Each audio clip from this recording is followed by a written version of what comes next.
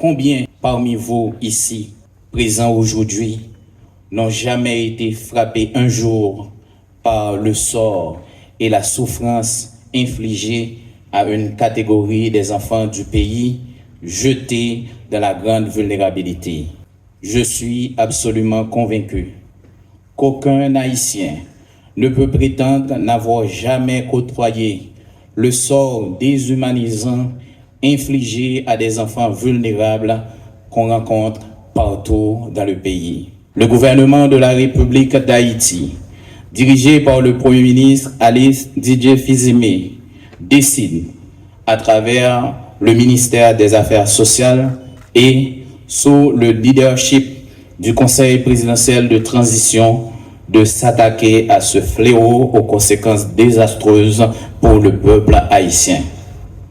Cette décision du gouvernement de combattre l'abandon, l'exploitation des enfants vulnérables se matérialise à travers l'inscription dans le budget d'investissement de la République un projet intitulé « Mise en place d'un dispositif tripolaire de maisons de rééducation pour enfants et adolescents en situation de vulnérabilité ». Ce projet s'étendra sur une période de 3 ans pour une enveloppe de plus de 2 milliards de gourdes avec un financement de 100 millions de gourdes pour l'exercice 2025-2026 et un don de plus de 40 carreaux de terre, fonds et bâtisses avec une installation déjà prête à accueillir des enfants dans le département du Sud.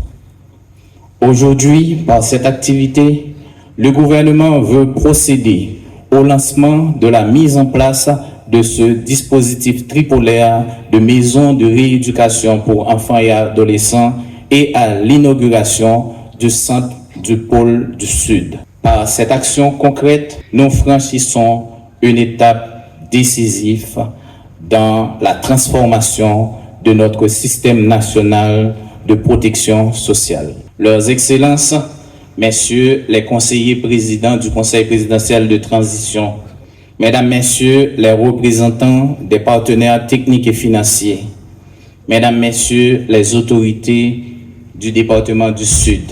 Année 2025, ça a marqué 67 l'année. Depuis l'État haïtien a créé centre d'accueil qui n'a Carrefour dans l'année 1958. C'est juste dans l'année 2000. L'État haïtien est venu créer centre d'accueil transit qui n'a Delma 3.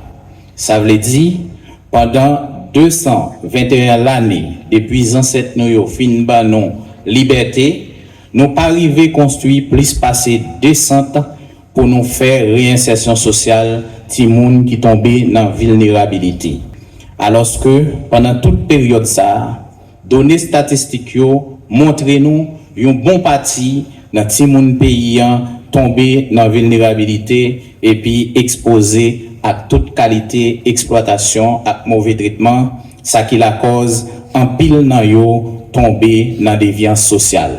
Pas aucun haïtien qui a senti li fier avec résultat la honte ça, qui pas fait honneur en cette nou yo, mais surtout qui pas fait honneur nous-mêmes qui vivent dans génération coulier et qui vivent conséquences côté système exclusion ça mène pays. Leurs Excellences, Messieurs les conseillers présidents du Conseil présidentiel de transition, Mesdames, Messieurs les autorités du département du Sud, en procédant à l'inauguration du pôle du Grand Sud des centres d'accueil et de maisons de rééducation des enfants, le gouvernement auquel j'appartiens décide de casser cette chaîne de reproduction de l'injustice sociale en voulant que tous les enfants d'Haïti soient comptés d'où qu'ils soient dans le pays. En réalité, cette activité n'est pas un acte isolé, ni un geste limité à une région. Elle s'inscrit dans la vision même du gouvernement de répondre à ses obligations de protection des enfants sans discrimination aucune. Ce projet de mise en place d'un dispositif tripolaire de maisons de rééducation pour enfants est d'une dimension nationale et s'établit dans 3 pôles stratégiques de la République d'Haïti, le Sud, l'Ouest et le Nord, dans une perspective de faciliter une vie meilleure aux enfants, particulièrement les enfants les plus vulnérables de tout le territoire du pays. Ce centre que nous inaugurons aujourd'hui dans le département du Sud est le premier maillon de cette chaîne. Le pôle Ouest répondra aux besoins urgents de protection des enfants dans un département durement touché par la violence des groupes armés, et celui du Nord adressera les besoins des flux d'enfants exposés à toutes les formes d'exploitation